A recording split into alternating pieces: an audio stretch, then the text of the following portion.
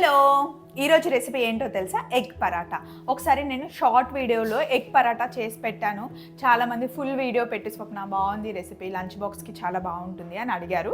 So అన్నీ prepare చేసేసాను. ఇప్పుడు మనం ఎగ్ పరాటా చేసుకుందాం. లాస్ట్ టైం నేను చేసింది మైదా పిండితో షార్ట్లో చేసిన పరాటా. అది ఆల్రెడీ పిండి ఉంది కాబట్టి చేశాను. కానీ ఈరోజు ప్రాపర్ మనం గోధుమ పిండితో పరాటా చేసుకుందాం. మనం చపాతీ పిండి ఎలా తడుపుతాం?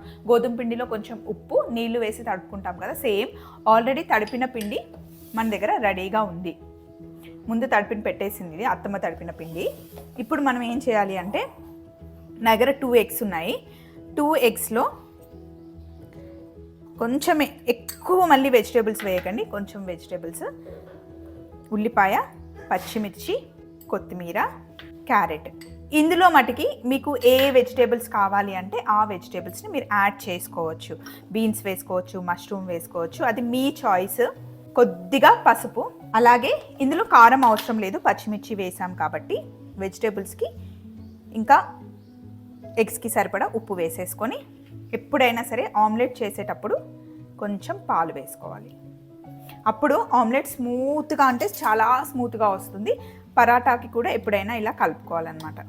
ఇందులో నేను అల్లం వెల్లుల్లి పేస్ట్, వెల్లుల్లి, ధనియాల పొడి ఏం వేయట్లేదు. మీకు కావాలి అంటే మీ ఇష్టం, ఏవైనా ఫ్లేవర్స్ యాడ్ చేసుకోవచ్చు. చేస్తుంది పరాటా కదా, ఇందులో కొద్దిగా గరం మసాలా వేసుకుంటే చాలా బాగుంటుంది. నేను వేస్తుంది ఎవరెస్ట్ గరం మసాలా. మీకు నచ్చితే ఇంట్లో ఏది ఉంటే ఆ గరం మసాలా యాడ్ చేసుకోవచ్చు. హోమ్ మేడ్ గరం మసాలా కూడా వేసుకోవచ్చు. ఫ్లేవర్ చాలా బాగుంటుంది అన్నమాట, లైట్గా పరాటా ఫ్లేవర్ కోసం. సో ఇప్పుడు ఇవన్నీ వేసి మిక్స్ చేసాం కదా, ఇందులో ఒక 2 ఎగ్స్ వేద్దాం.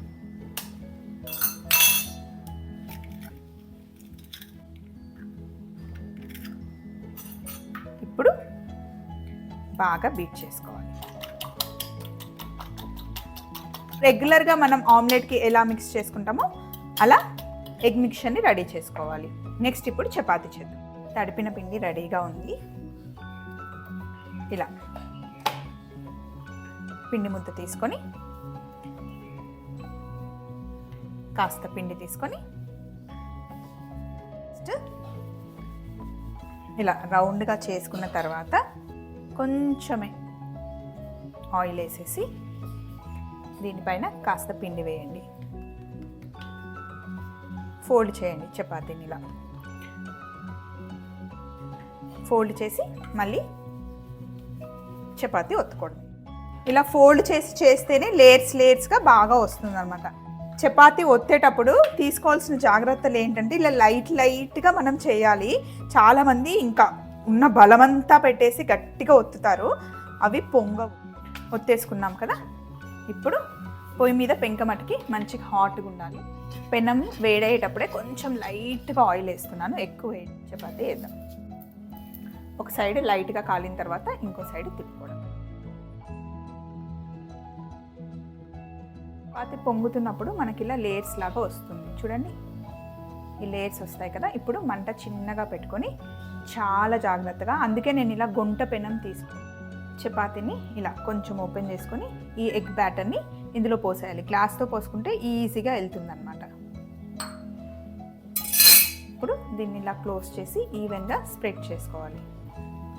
ఆయిల్ అయినా బటర్ అయినా మీ ఇష్టం, ఏదైనా వేసుకోవచ్చు. నెయ్యి కూడా వేసుకోవచ్చు.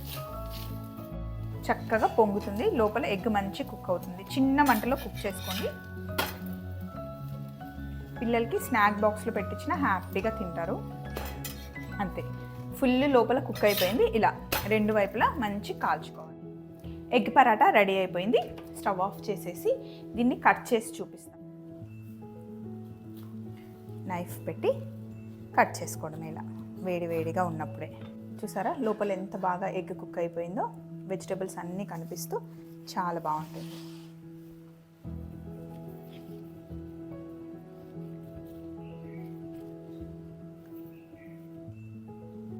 ఎగ్ పరాటా రెడీ అయిపోయింది. పిల్లలకి ఇలా చేసి పెట్టండి, పెద్దవాళ్ళకి లంచ్ బాక్స్లో పెట్టించినా కూడా చాలా బాగుంటుంది. మరి ఇదండి మనం తయారు చేసుకున్న ఎగ్ పరాటా. నచ్చింది కదా? మళ్ళీ ఇంకొక మంచి రెసిపీతో మళ్ళీ కలుసుకుందాం. Take care, bye.